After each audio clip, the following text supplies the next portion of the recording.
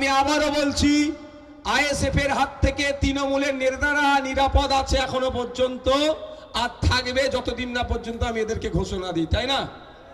কিন্তু তৃণমূলের হাতে কি তৃণমূলের নেতারা নিরাপদ আছে? আমার কাছে যতটুকু খবর আছে, আগামী 2-1 দিনের মধ্যে তৃণমূলের একটা উইকেট ফেলবে তৃণমূলের নেতারাই। কেন? আমাদের নেতৃত্বদের নামে মামলা দেওয়ার জন্য। কিন্তু মামলা কি হবে বুঝে নেব। কিন্তু কারো রাজ্জাক্ষাকে খুন করেছে, এখন আমার ভাই বুকে ব্যথা লাগে, এখন আমার কষ্ট হয়, সে ভাঙড়ের ভোটার। তাই প্রশাসনকে বলবে একটু সজাগ থাকেন, কারণ ভগবানপুর অঞ্চলের এক নেতা, ওর হোঁশ নেয় এখনো, যে ওকে ওর উইকেটটা হয়তো ফেলে দিত। প্রশাসন তৎপরতার সাথে যে উইকেটটা ফেলতে এসেছিল তাকে নাম হয়তো অন্য দিয়ে চালাচ্ছে, সব খবর আমাদের কাছে থাকে। তাই অনুরোধ করবো প্রশাসনকে একটু সজাগ থাকুন, তৃণমূলের নেতাদেরগুলোকে বেশি বেশি করে নিরাপত্তা দিন। ঠিক অসুবিধা হবে? মমতা ব্যানার্জি তো বলছে ভাঙড়ের মানুষের জন্য ওনার চিন্তা নয়, ওনার চিন্তা শওকত মোল্লার জন্য, ওনার সিকিউরিটি দিয়ে দেবে। তাহলে 8টা থানা করে সিকিউরিটি দিতে লাগবে কেন ভাই? কিসের জন্য 8টা থানা হয়েছে? আপনাকে আমাকে জব্দ করার জন্য। ভাঙড়ের মানুষকে যেভাবে নিরাপত্তা দিচ্ছেন, আইএসএফ সহ সবাইকে যেভাবে নিরাপত্তা দিচ্ছেন, তার জন্য ধন্যবাদ জানাই। কলকাতা পুলিশের ভাঙড় ডিভিশন, কাশীপুর থানা সহ এই থানাগুলোকে অনুরোধ একটা ছোট্ট সাথে অ্যাড করে দিচ্ছি, যে একটু করে বেশি নজর তৃণমূলের নেতাগুলোকে দিন। কোথায় বোম মারছে সেই নজর দিতে বলছি না আমি, ওই তাদেরকে কেউ না আবার উইকেট ফেলে দেয়, তাদের আবার তৃণমূলের মধ্যেই সব এলজাম আমাদের নামে লাগবে। তবে এলজাম যা দেবে আমরা বুঝে নেব। একটা অন্যায়ভাবে যদি কোনো ছেলেকে ডিস্টার্ব করে, আজকে বাংলা তেতে আছে, ভালো করেই বুঝছেন। সেই যেখানেই যাচ্ছি সেখানেই মানুষ রাস্তায় নামছে। একটা যদি কাউকে ডিস্টার্ব করে, শুধু ভাই ভাঙড় ডিভিশন নয়, পুরো পশ্চিম বাংলা অচল করে দেবো। কোনো কথা হবে না, কোনো কথা হবে না। হ্যাঁ, আর আইন মেনে চলুন। কেউ আমার ছেলে অন্যায় করেছে বলুন, ধরে থানাতে তুলে দিয়ে আসবো। বন্ধুগণ, এবার আমি ঘোষণা দেব একটা। ঘোষণাটা কি? গতকালকে একটা কথা বলেছিল না, আমি নাকি 100 দিনের কাজের এবার এই মর্মে কিচ্ছু ব্যবস্থা নিইনি। আমার হাতে একটা লেটারের কপি আছে। লেটারটা করেছি 19/12/2023 সালে করেছি। আপনার কি department of rural development and পঞ্চায়েতের রাজ, সেন্ট্রাল,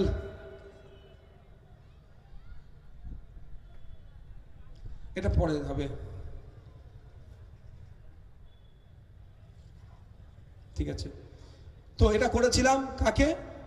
ভারত সরকারের একটা ডিপার্টমেন্টাল মিনিস্টারকে আর মোদিজিকে কপি করেছিলাম এই 100 দিনের কাজের নিয়ে। বুঝতে পারছেন তো?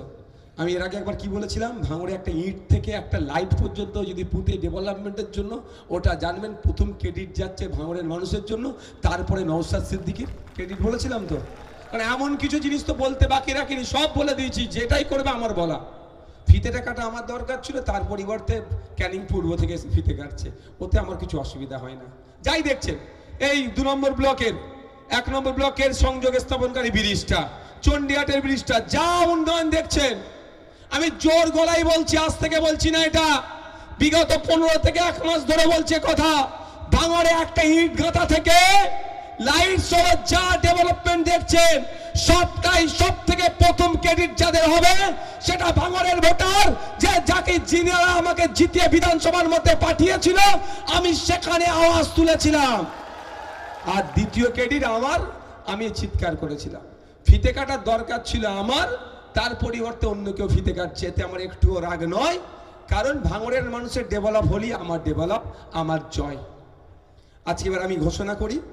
তার আগে একটু ঘোষণা দেব, আমি দেখছি মিছিলে টিছিলে না অনেক বাচ্চারা আসছে, আমাদের নেতৃত্বদেরকে এটা সজাগ থাকতে হবে। আর ফ্ল্যাগ নিয়ে ছুটছে, আমি দেখলে তাদেরকে তাড়া দিই, বলে ভাইজান একবার আমি একটা মিছিলে আসছি, ভাইজান তোমার জন্য জান দিয়ে দেবো। এতটুকু বাচ্চা, আমি যা ঘরে যে পড়তে বস, আমি তাড়া দিব, যা ঘরে গিয়ে পড়, এখন 18 বছর পরে তার সাথে দেখা হবে।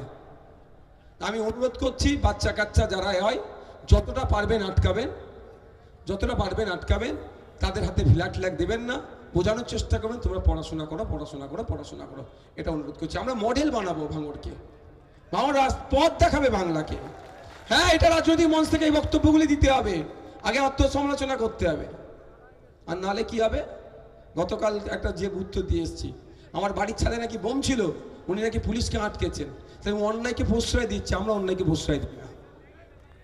আমাদের তুষার কাকা থেকে শুরু করে আমাদের বিভিন্ন গুরুজনেরা এখানে আছে, প্রত্যেককেই ধন্যবাদ জানিয়ে দু চারটে কথা, বেশি কথা নয়। আমরা দেখেছি গতকালকে এখানে অভিষেক বাবু এসেছিল, এসে 28 মিনিট বক্তব্য দিয়ে 46 বার সম্ভবত নওশাদ সিদ্দিকী করছে। কারণটা কি? 77টা বিজেপির বিধায়ক আছে, তাদেরকে নিয়ে কথা বলছে না কেন অভিষেক ব্যানার্জি?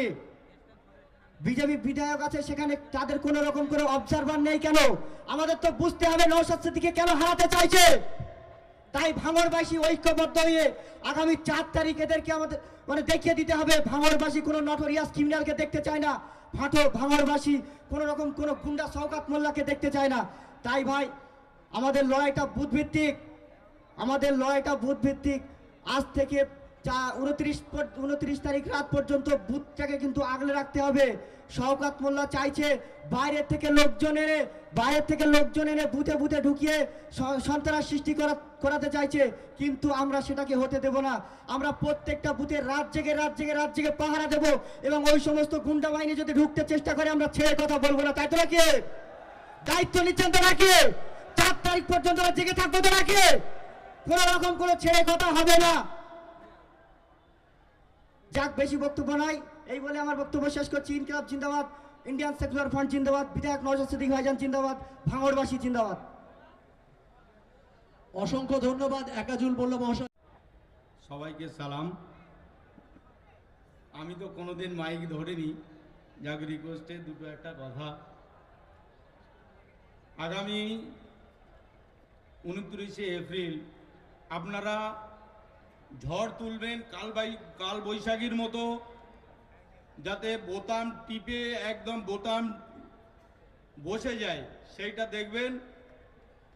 আর নওশাদ ভাইকে দ্বিতীয়বারের জন্য আমরা বিধানসভায় দেখতে চাই। 4 তারিখে আমরা সবাই একসঙ্গে আবার আবির মাখবো, এই বলে আমি বক্তব্য শেষ করছি। এইভাবে তাদের হাতে বটম তুলে দেব। আমি শেষ কথা বলবো, আপনাদের কাছে স্লোগান দিন, চোর তাড়াও, নবান্ন থেকে চোর তাড়াও, দাঙ্গাবাজ হটাও, দাঙ্গাবাজ হটাও। 29 তারিখে নওশাদ সিদ্দিকী সাহেবকে 1 লাখ ভোটে জয় করুন। ধন্যবাদ, আদাব, সালাম। অসংখ্য ধন্যবাদ কমরেড তুষারকান্তি ঘোষ মহাশয়কে।